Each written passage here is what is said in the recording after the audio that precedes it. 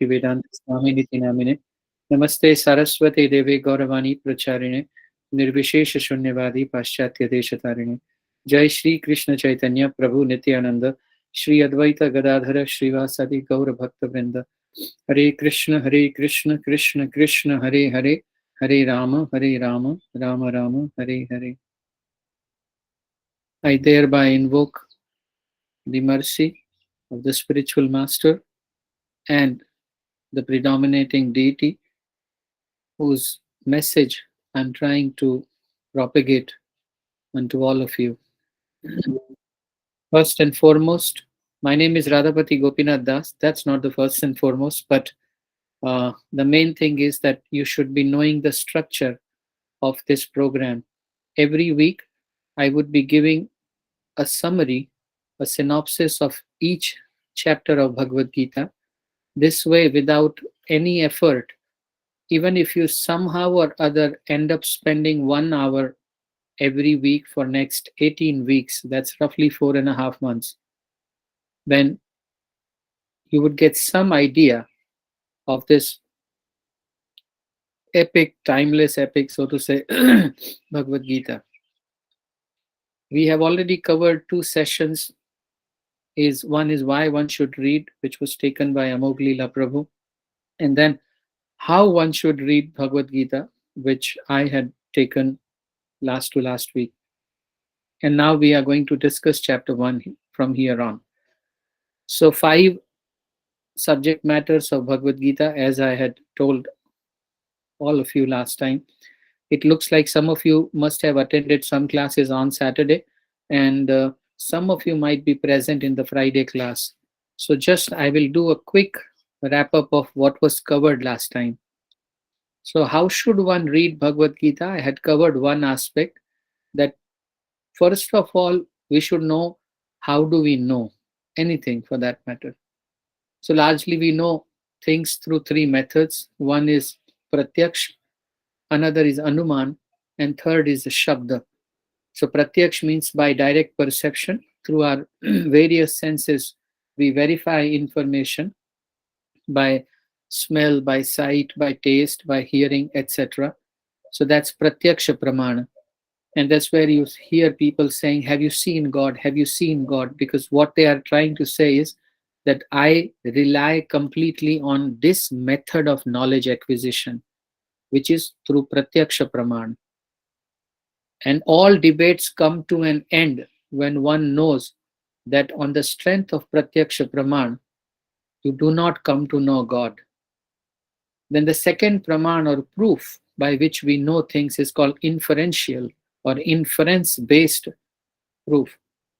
So we compare certain things, we arrive at an inference, we look at certain pattern and we arrive at an inference, and that kind of a proof or Praman is called Anuman Praman. They both are subject to faults. So they both may go wrong. So our eyesight ditches us, particularly if you are in a desert and it's summers and you look at during the daytime, then you actually get a vision of water coming towards you. But you know very well later on, not initially. You initially mistake the sand and the light combined for water. So the direct perception can actually lead you to wrong information.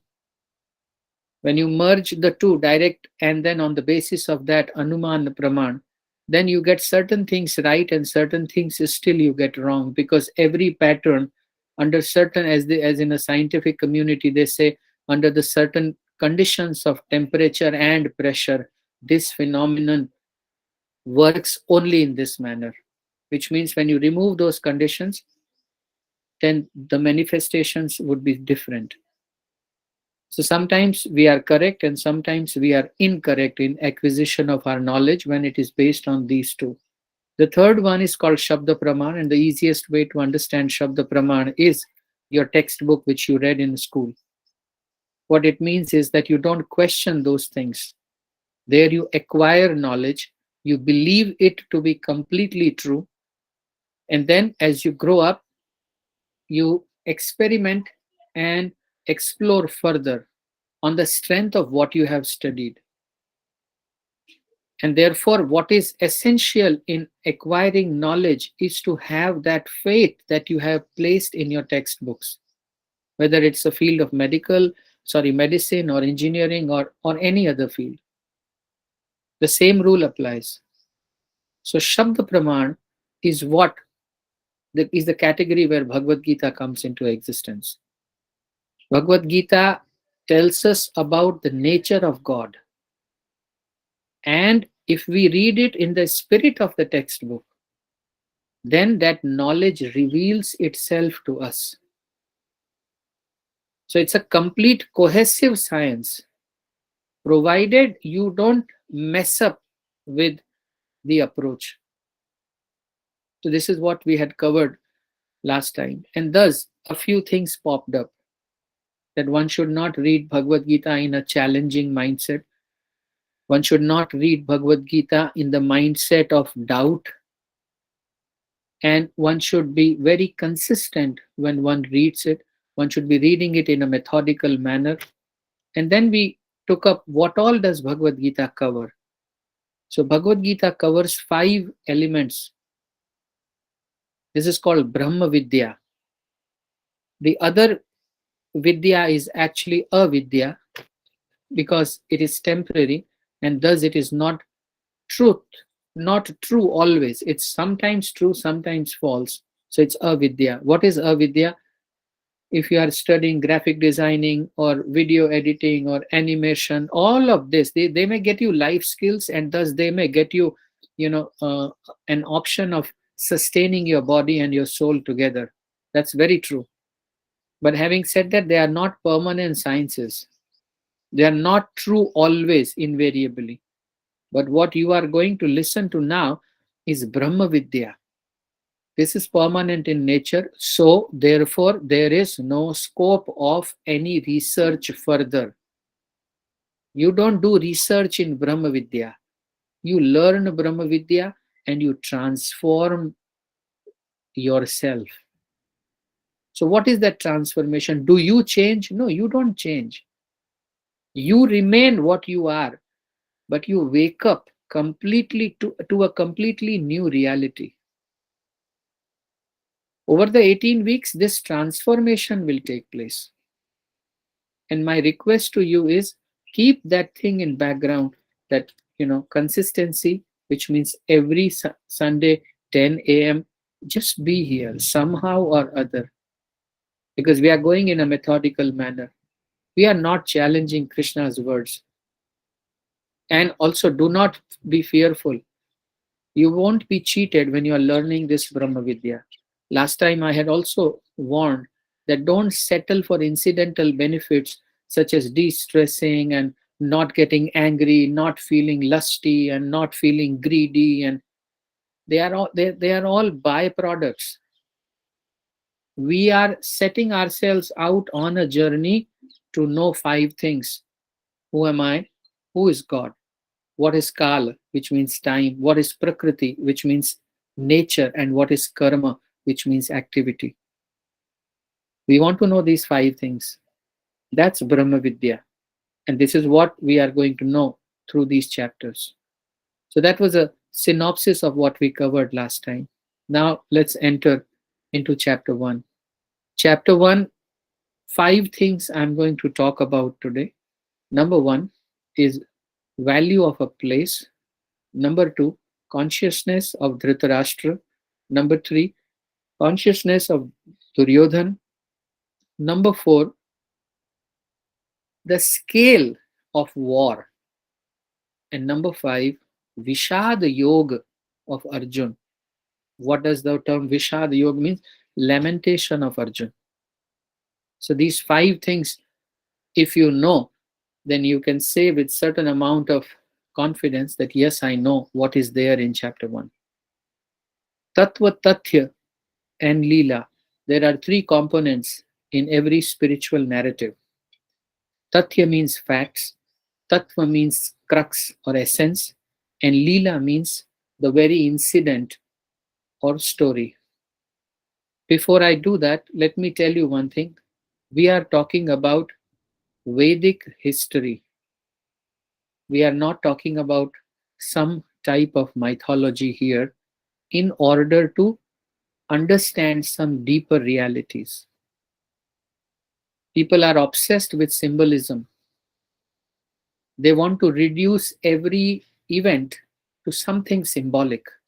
Oh, this signifies this signifies this, you know, as if it's a field of semantics, and you're just taking out that this event signifies and this is a signifier and this is a signified and all those things. No, nothing like that. This is Vedic history. It actually took place. We do not wish to get into the stream of arguments, what is the proof and this and that. The proof is this very knowledge which we would be taking as it is, without our own subjective interpretation into it. So before we begin, just know that you don't have to symbolize things. That, okay, so there it means that. No, it only has one meaning. And that meaning is what Krishna is telling us. There is only one objective meaning of the text, not subjective interpretations. Even when you say, every time I read Bhagavad Gita, I get to understand something new. Yes, but that is that in one objective reality, you are going step by step into depth.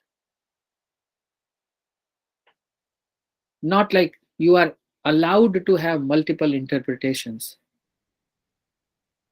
Because of our modern script that we have been taught in our schools, we all are very much anti hierarchy, very much, and we are very much pro quote unquote secularism.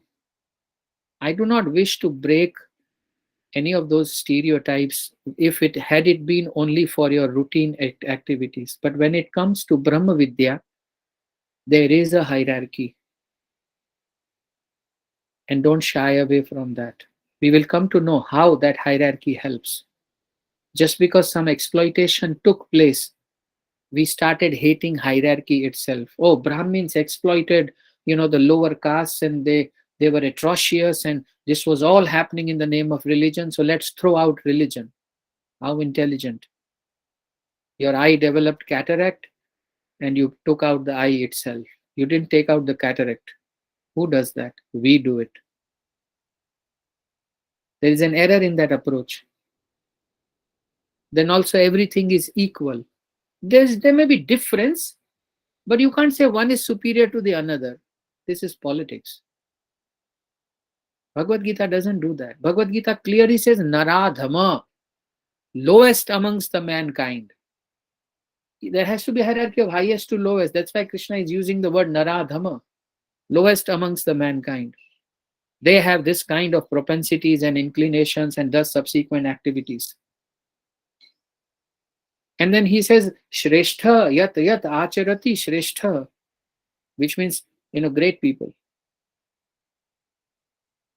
So just by having a corporate office where the vice president and an associate both are sitting, side by side, and we think everything is this, shed off this kind of an approach when you are imbibing the learnings of Brahma Vidya. It has one objective reality, and you, every time when you get a new light, all that happens is you go a step deeper. That's how it is to be understood. So the first verse, which begins with Dhritarashtra Uvacha, the only verse in which Dhritarashtra speaks amongst the 700 verses.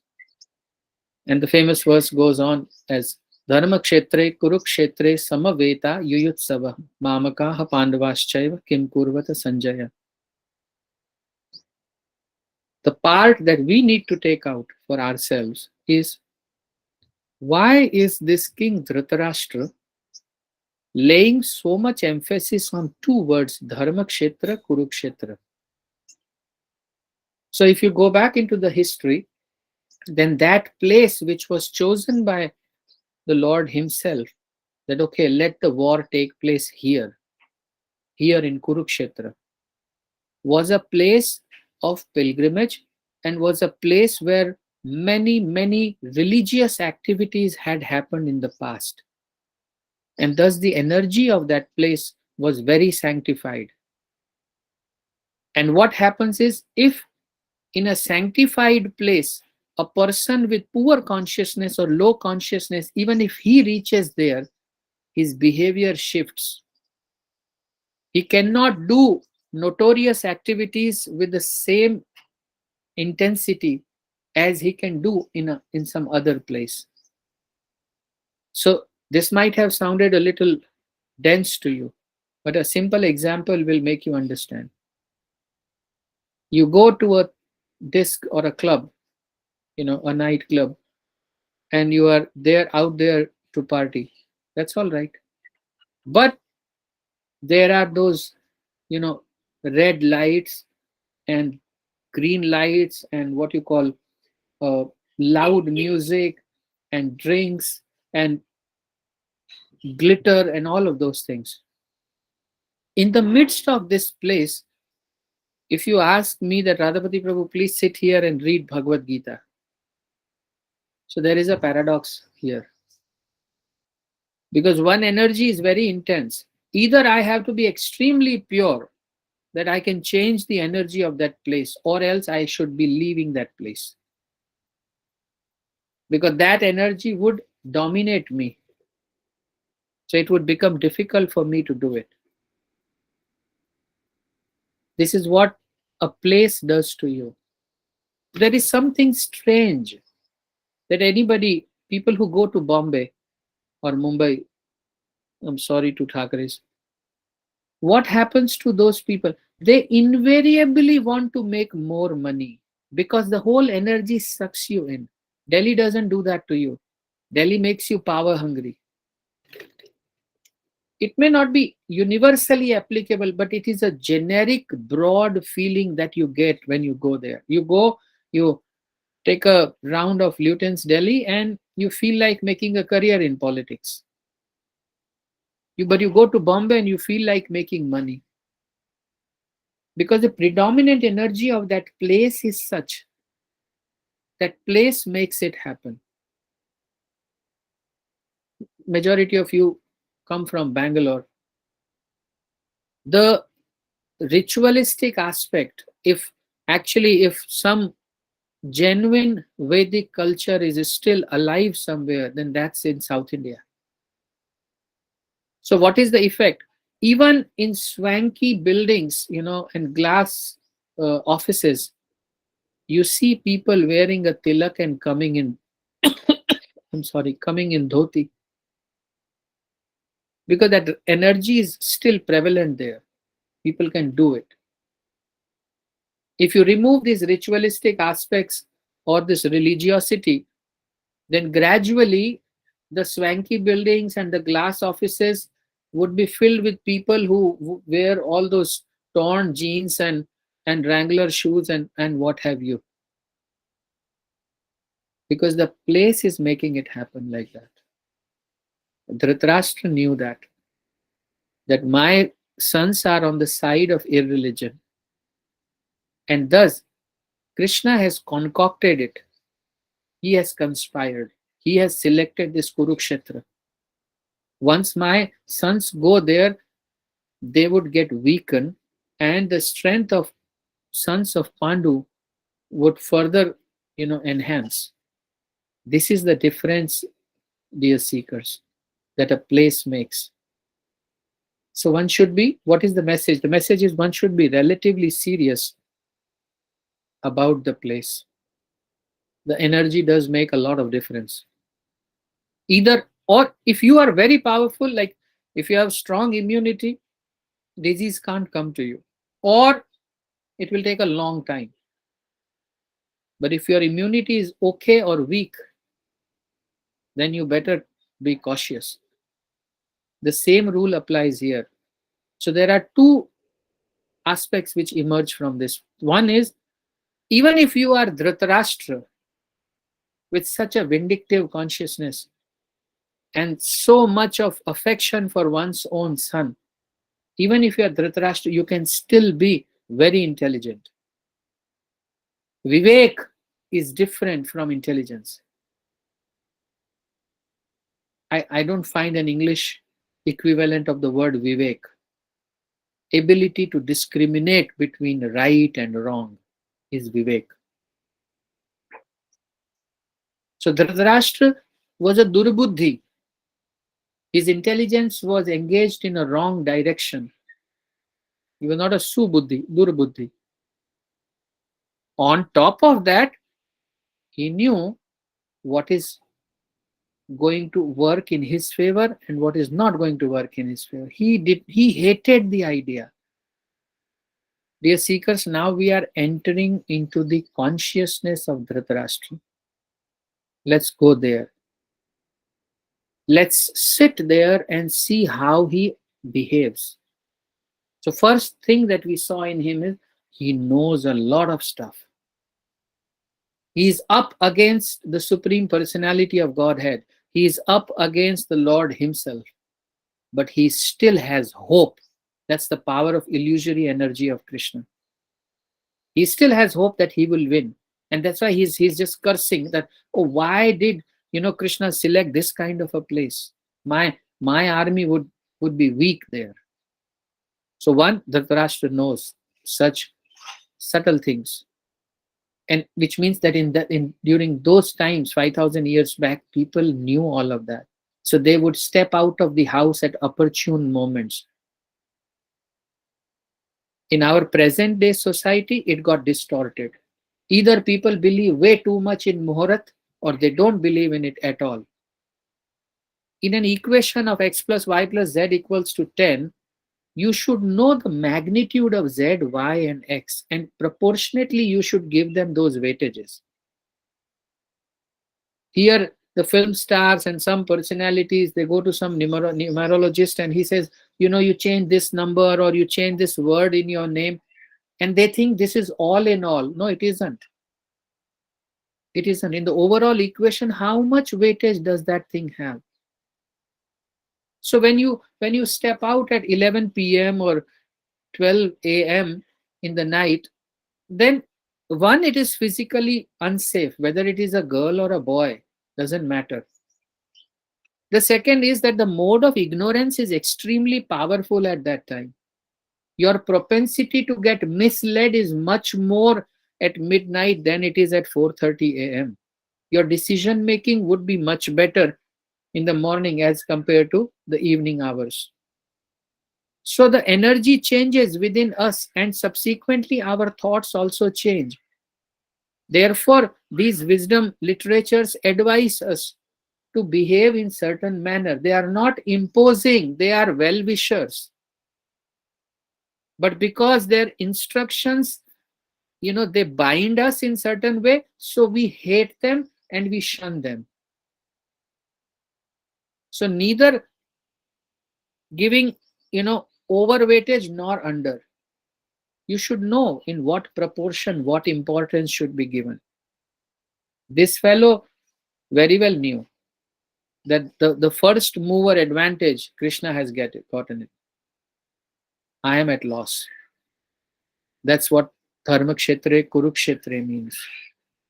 Now we are entering into Dhritarashtra's consciousness. What's happening there? Typical example. Dhritarashtra knows what is right and wrong, and he still chooses to be on the wrong side with a heavy heart. This is a symptom that cuts across all of us. All of us. We know what is correct, what is incorrect. We end up doing incorrect, repenting, why did we do? Next time also we will do the same thing. Dhritarashtra is so much in the influence of his son, Duryodhana, that he very well knows he's up against dharma, religion.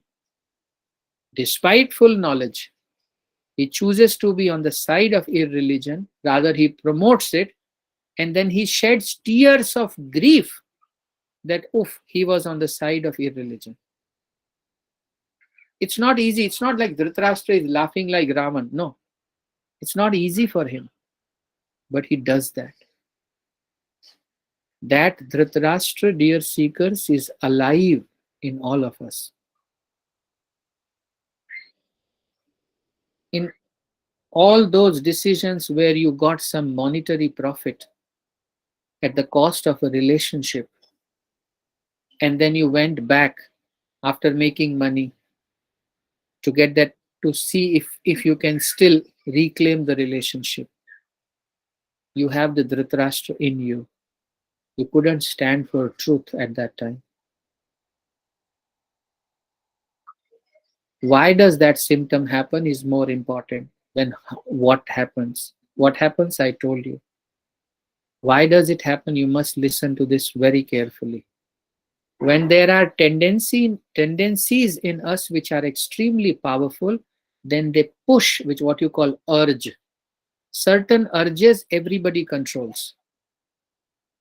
We may have an urge to run naked on the roads, but we don't do that.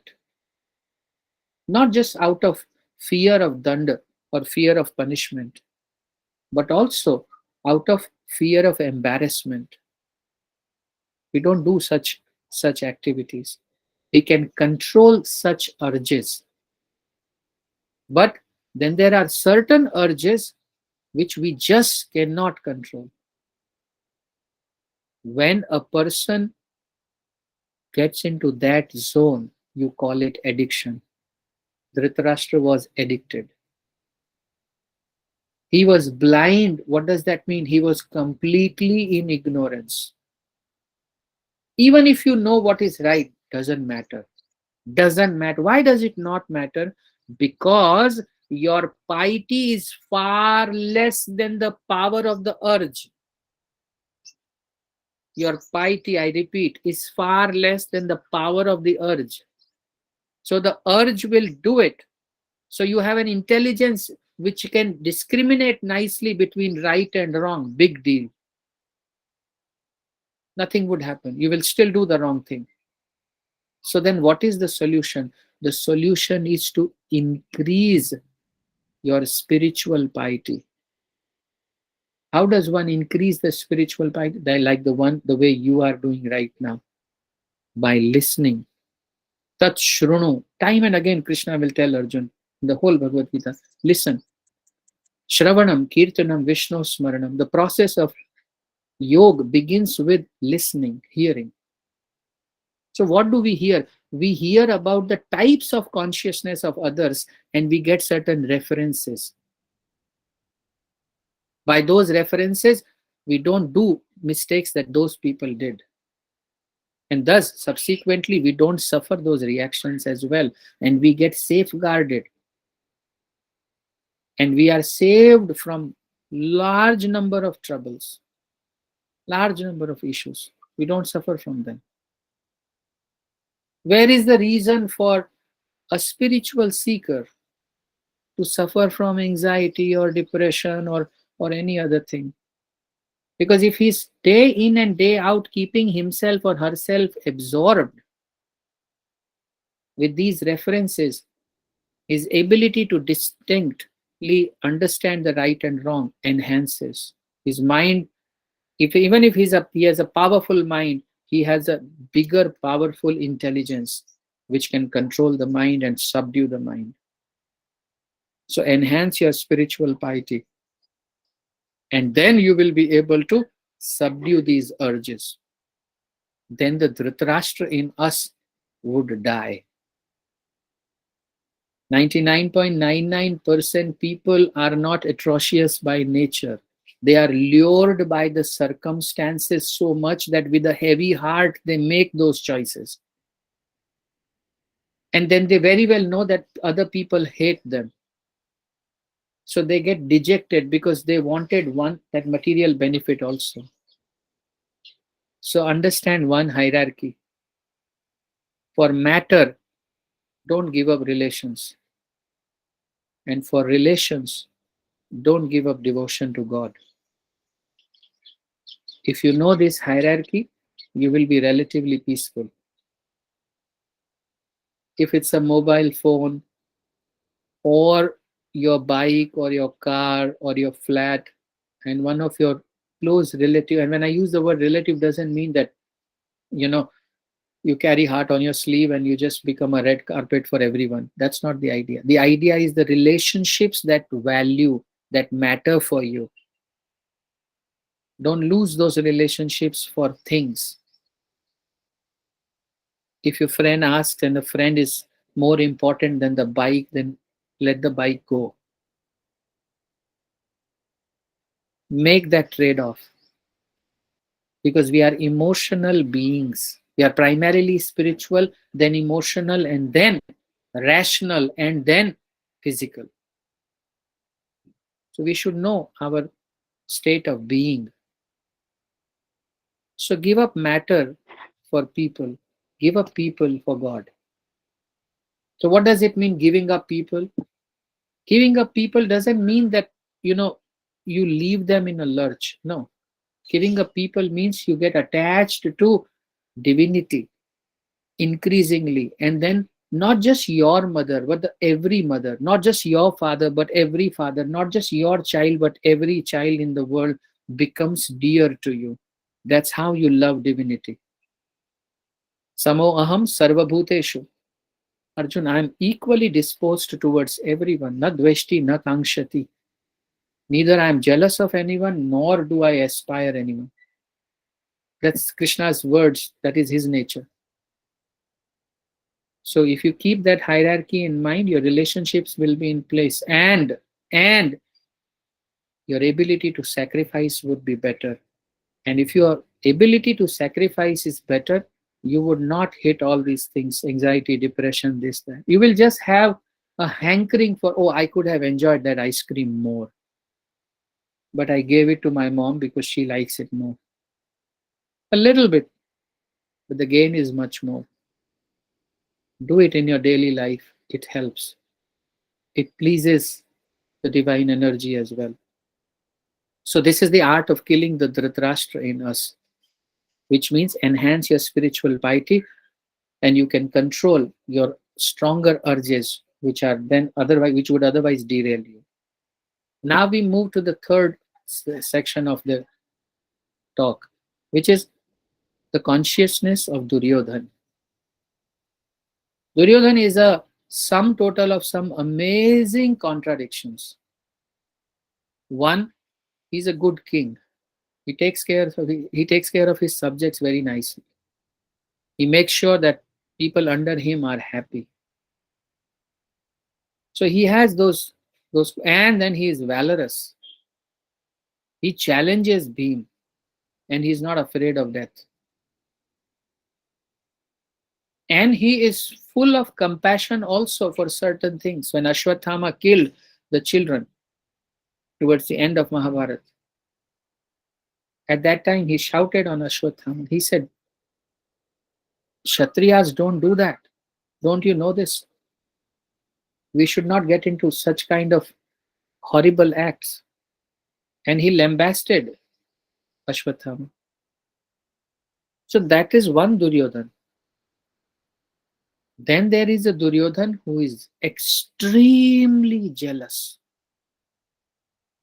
He can conspire to do anything to kill Bhim, to oust his cousins, to make sure that the throne belongs to him and him alone. So there is one aspect of Duryodhan's qualities, and there's another facet of it. So the another facet is very, very horrible. This Duryodhan is revengeful, this Duryodhan is jealous, and this Duryodhan is destructive. He does not hesitate. And this Duryodhan is super ambitious. And he is audacious. So all the things, whether it is Lakshagraha or disrobing of Draupadi or attempt to disrobe Draupadi or any other injustice that was inflicted upon the Pandavas, all of that was actually nothing but an outcome of Duryodhan's attitude. He made all such things happen. So, is there a Duryodhan in us as well? If you were to compare Duryodhan and Dhritarashtra, Dhritarashtra is more evolved than his son, but he's blinded by the affection for his son. That's Dhritarashtra. Whereas Duryodhan is fool number one. He's like a moth which would go running to, you know, burn itself into a flame. He behaves like that. Duryodhan is a kid in every sense. But unfortunately, he is an empowered kid. He's a spoiled brat. So there lies the lesson for those people who are looking for parenting tips. In your house, you may have a spoiled brat. And if you don't stop her or him right now, then you are allowing a Duryodhan to grow, whether it is in your own attitude or in your children. Don't let, because this Duryodhan is stupid. He can't differentiate between matter and spirit. That's all right. But he can't even see how jealous he is. So he can't see what he is thinking. Completely oblivious to it. So where is that Duryodhan in us? Let us look at an example to see if there is a Duryodhan in each one of us. Just imagine the time of assessment and then promotions or the salary hikes. And the day when the salary hike and promotion is announced, you may have got 10%, you were expecting 6. But the one sitting close to you got 15% hike, and your whole joy of 10% disappeared. The first thing you did is you walked up to the cabin of your boss and you said, "Tell me, what did I do less? And how dare you give more to him? Why not me? I will complain. There has to be a review." And if you don't do it directly, then you conspire against the one who got the 15% to make sure next time he gets a demotion. And we go so blindly, we can't distinguish. We act like a robot. One push of jealousy, and we are out of sync, running hither and thither. I didn't get it, no problem, but I'll make sure you don't get it. That's Duryodhan in us. And then you do audacious activities which are destructive in nature for yourself and for others. Such mindsets become a cause of great agony for people in general. Now you can, bring the Russian fellow or the North Korean fellow or the fellow sitting at US or the fellow sitting in Middle East. All those people, they are Duryodhans because they are jealous, over ambitious. They want to capture. That's all that they want to do. And in that course, if some lives get hurt, doesn't matter. They will trample upon other people's freedom to make sure they are comfortable. So Dhritarashtra mindset blocks you from your own progress. But Duryodhan mindset causes havoc because Duryodhan is fool, number one.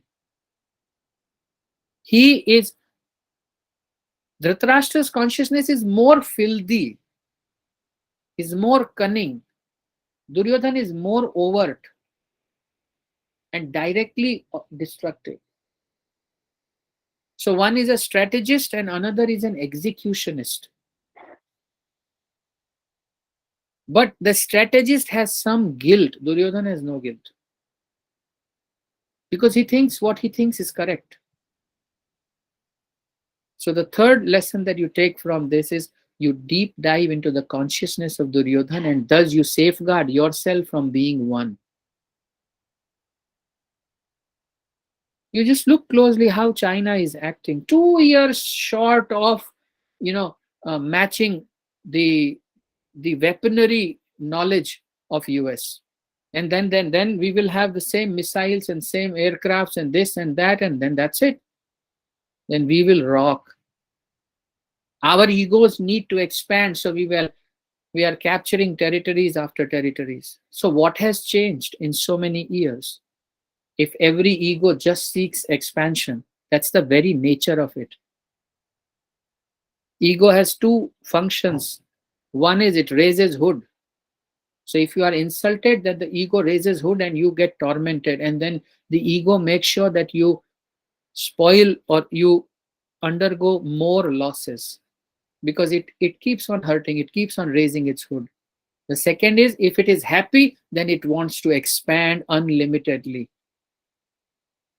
You may find it a little childish, but our movies are a reflection of our society. And when you hear the famous Sholay dialogue, "Yahan se 50 mil dur." So the Gabbar wants to be the god of 50 miles because his ego is expanding. Then the Satya movie, and Bhiku Mahatre says, "Akhi Mumbai pe apun raj karta hai." So that's his ego. That's expanding to the Bombay territory. And then comes United States or Russia, and they say, we are the ones. And those territories which we could not occupy, we will do it through cultural hegemony. We'll make sure everyone puts on a torn jeans and a t-shirt. Homogeneity all across and hegemony of our culture. That's also a form of expansion of ego. So these are all minute or mini Duryodhan or big Duryodhans, but they are there. So there is this distinction between Dhritarashtra and Duryodhan. Now we enter into the scale of war. So when you imagine, thanks to Chopra's, that our understanding of Mahabharata doesn't go beyond, conch shell blowing and some swords hitting each other, some maces hitting each other, and all we see is some horses and some chariots and elephants, and that's it. That's our idea of Mahabharata. I think this idea needs to change.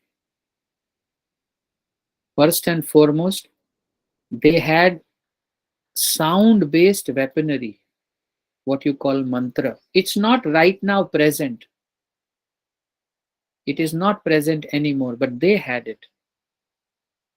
So they used that sound-based weaponry through the mantra and evoked that particular potency with which they could hurt the enemy.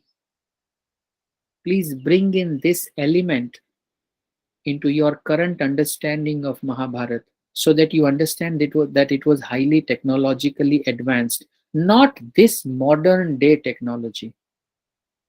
We are also telling you what type of technology it was. Then on top of it, the scale of war was to such an extent that it was a world war. And there is a proof in the chapter 1 where it is said that, from the Muslim countries and from the countries where the Malechas live. So there is a definition of Malecha, there is a definition of Yavan. And those definitions are based on their lifestyle. Malech means unclean, which means who doesn't take bath frequently, who doesn't bother about internal and external cleanliness. People who reside in those communities are referred to as Malechas. Then meat eaters, so that's a different. And kings of those areas also came and took side of Pandavas or the Kauravas. So the scale of war was of a world war. And the type of technology was sound-based weaponry. When you integrate these kind of elements, then your understanding becomes much better. Then third thing was the scale of war included people of all types of consciousness. People who were standing in favor of Pandavas were the people who were largely pious. People who stood on the other side were the people whose behavior matched with Duryodhan. So if China is there and Pakistan goes onto the side of China, then you know that class attracts class. And I'm not, because I am a soul, so I'm not going to get into I am an Indian or I am an American or I am a Chinese or I am a Pakistani. Here it is being described for those people who think that they are not this, they are this body, and that body is born in a certain geography, and therefore they are of that nationality, of that race. You and me, dear seekers, Sarvopadhi Vinirmuktam, we don't need any designation. Our only designation is we are soul, which is Sat Chit Anand. We never die, we know everything, and we are perpetually happy. How does that happen? There is a process that will be discussed subsequently. I would be quick now. Scale of war, I have just given you 3-4 points. The most important part, and then I would open the floor for question and answer. Arjun's Vishad Yog, his lamentation. I don't know why it happened, but somehow the most important part, I think, is going to get the least time. Arjun's Vishad Yog refers to that sometimes when we are, in a drawing room kind of a setting, then we may say, oh, I can do this, I can do that. We very well know that when the actual situation occurs, I might not be able to. Many times, Bhima proclaimed, Arjun proclaimed, they took vows. But today, when Arjun saw that very Bhishma, who taught him first time how to pick up a bow and arrow, or Dronacharya, who taught him all the arts of weaponry, and he looked at his cousins and everyone else, and there was this hero. Arjun is a hero. He's intelligent, he's dashingly handsome, and he is good charactered. All of those qualities are there in him. But how come did he then all of a sudden become so weak? Arjun just looked at his grandfather and he said, how can I kill him? Why? Because he's a devotee.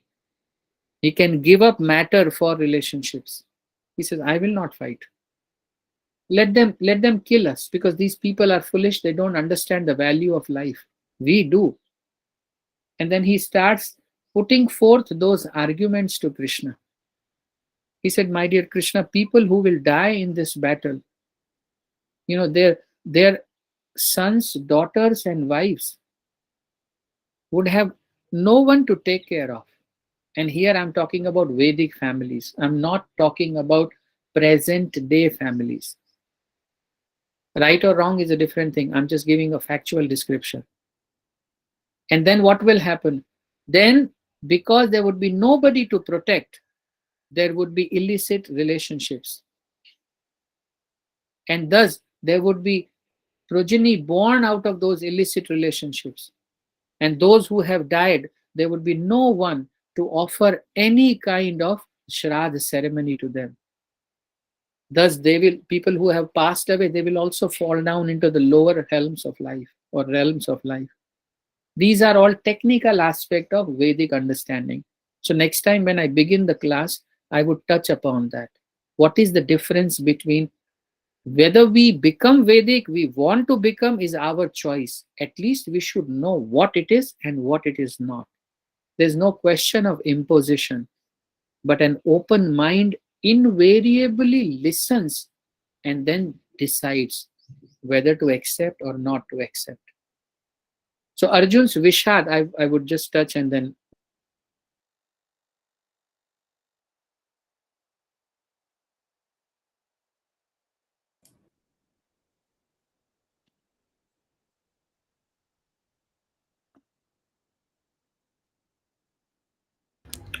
I think we lost Prabhuji. Yeah, I think he'll join back. Sure. We'll just give it a few minutes, 2 minutes. In the meantime, if folks have questions, you can just put it in the chat box and we'll try to get to at least a couple of them.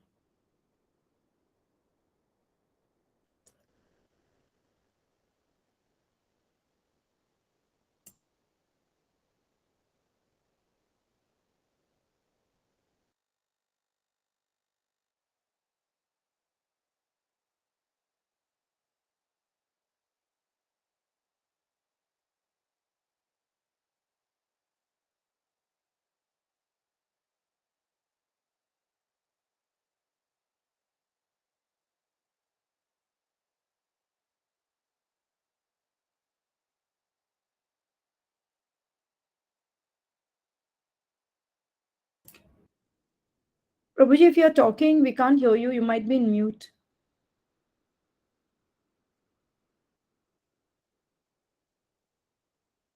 Can I be heard now?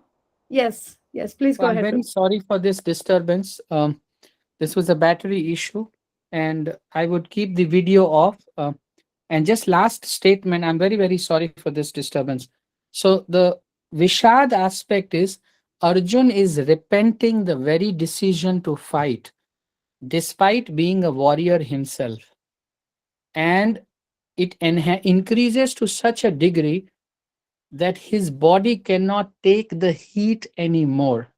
So, lesson for all of us is to not, it's like a maths exam.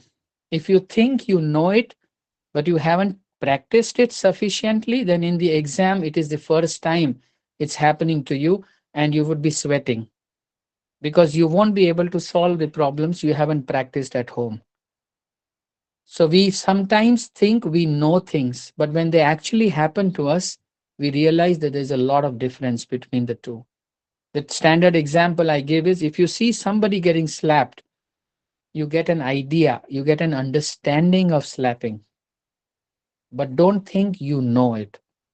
Because when you first time get slapped, then you figure out the heat emitting out of your ears and the heat emitting out of nostrils, and nostrils are enlarging and contracting rapidly, and eyes are burning. All those aspects you didn't know. Same thing happened to Arjun also.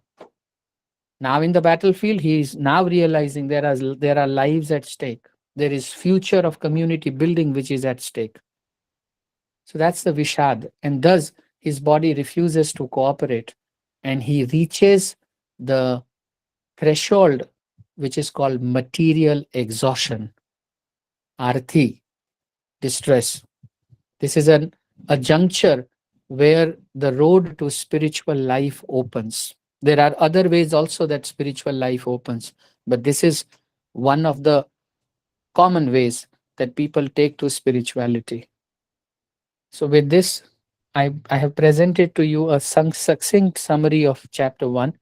Please ask questions if they are based on that. Thank you. And we would just spend 5 minutes from now, uh, and then we would close the session. There's a question on the chat box, Prabhuji. You mentioned about armies being aligned based on the character of the king or the community. I largely understood this, however, confused on how Bhishma Acharya and Dronacharya and Kripacharya joined towards, I guess they joined Duryodhana's side. Yeah. I'm assuming it was more of an obligation and less of the character. However, seeking your thoughts. As it was the case of Duryodhan, we are all a combination of right choices and wrong choices, easy choices and difficult choices. So sometimes easy choices lead to right choices, but more often than not, it's the difficult choices which lead to the right choice. So whether it is Bhishma or Dronacharya or Kripacharya, they gave more importance to Raj Dharma than to the dharma of their varna and ashram. So they were supposed to be first on the side of dharma, on the side of religion. But Bhishma Pitama had taken a lifelong vow to protect the interest of Dhritarashtra. In order to see that that vow does not get broken, Bhishma Pitama made a wrong choice. Despite being 30 times more powerful than Arjun, he lost it because he chose the path of adharma. And who is this Bhishma Pitama? He's the greatest warrior, most magnificent, munificent, as well as generous at heart, and very affectionate towards Pandavas. Very, very affectionate. But he's obsessed and addicted. So sometimes when you go on a journey, like in a political career, if you have spent 15 or 20 years hoping that you would someday get a ticket to run for the elections of an MLA or an MP, and suppose you don't get it, now you are in a very precarious situation because you have given 15 years. If you withdraw, then all those efforts would go in vain. We make wrong choices in life because we look back at the baggage and we see, no, so much I have already put. Let me make this wrong choice, but make sure that I get what I want to get. And this symptom is very typical in all the three names that you have mentioned. So when you take, so don't get, one should not get obsessed with, oh, I have put in so much. How can I let it go? No, let it go. Because Krishna is on your side and he's looking at what you are doing. You will lose materially, you will lose, but spiritually, you become dear to God. And thus, He opens so many possibilities for you that at many places you get a growth curve which is unmatched. So, it is tough to be on the side of Dharma, but if we can Oh, muster that courage, all glories. yeah, two Next more quick question, questions, please. Prabhuji. Yes, please. Two more questions, maybe if you can be brief. Ji, ji. So, Prabhuji, Vishal Gupta is asking, is Bhagavad Gita relevant for an atheist? Okay, so Bhagavad Gita is a theistic science. So, primarily, if you read it with a theistic mindset, then it gives you complete benefit, 100%. Because then, at the level of soul, at the level of intelligence, at the level of mind, and there are two different things, and at the level of physical body, you reap a complete benefit. Whereas when you read it removing a superpower or an existence of a superpower, then you get incidental benefits. For example, if you follow certain instructions without accepting the authority of Krishna, even then you can get liberation. You don't have to necessarily serve Krishna. He doesn't impose it himself upon anyone. So if he says that karmanya vadikaraste, mafaleshu kadachana, and you imbibe that learning, that I don't need to think about, you know, why didn't things happen the way I thought they would, and you keep on doing, yes, so then you benefit. So what are those benefit? You also don't get anxious about it. Subsequently, you also don't develop blood pressure. Subsequently, you get more age, more years, more quality years in your life. Then when Krishna says, one should have equal vision for every living entity, and you accept that instruction without accepting the master who is giving the instruction, all right, just accept the instruction. So then what will happen? There would be less chaos, there would be less fighting, less quarrel in your life, because you are looking at everyone from an equal vision. So you can remove God from Bhagavad Gita, but you can't remove God's instruction. If you remove instruction, then there is no Gita. But if you follow instruction and you say, I'm not interested in you, I'm interested in the prophet, all right, no problem. Then you will get that understanding, you will certainly get that benefit. But that would be partial in nature. It won't be 100%. It's a very auspicious beginning. Very auspicious Thank you, beginning. Prabhuji. Yes, Yeah, that's a Madhu. great answer. Last question. Yeah, one more question. Yeah, one last question. Any thoughts on Shalya, who was coming to join Pandava's side but tricked to join Duryodhana's side? Okay, thank you for this question. The point is that, and this is to every other seeker also, majority of my classes in future would be hinting towards the essential aspect and not the, and please don't mind my answer. I'm just setting the expectation here that, the details which are, which are cosmetic in nature and which do not enhance Brahma Vidya. I myself also refrain, or stay away from those things. However, having said that, I do not know the answer to your question, and I will have to research it and come back to you in next session about, Shalya and how he was inclined to join Pandavas and then ended up joining the Kauravas. If there is a philosophy in there, I would definitely be happy to know that. But in general, I am requesting everyone, if your questions raises your consciousness, raise your consciousness, it's a great thing. It's a great thing. Like Vishal Prabhu, when he asked me that, can I read it without Krishna? Yes, you can read it without Krishna, but you can't read it without instructions. So there he understood that, okay, at least instruction must be followed. So about this question about Shalya, I'm sorry, dearth of knowledge at my end. I do not know the answer for this.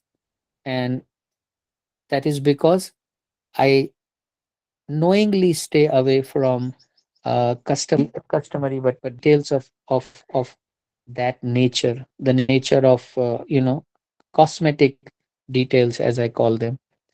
Thank you so much, and I'm sorry I couldn't give answer to your question, Prabhu.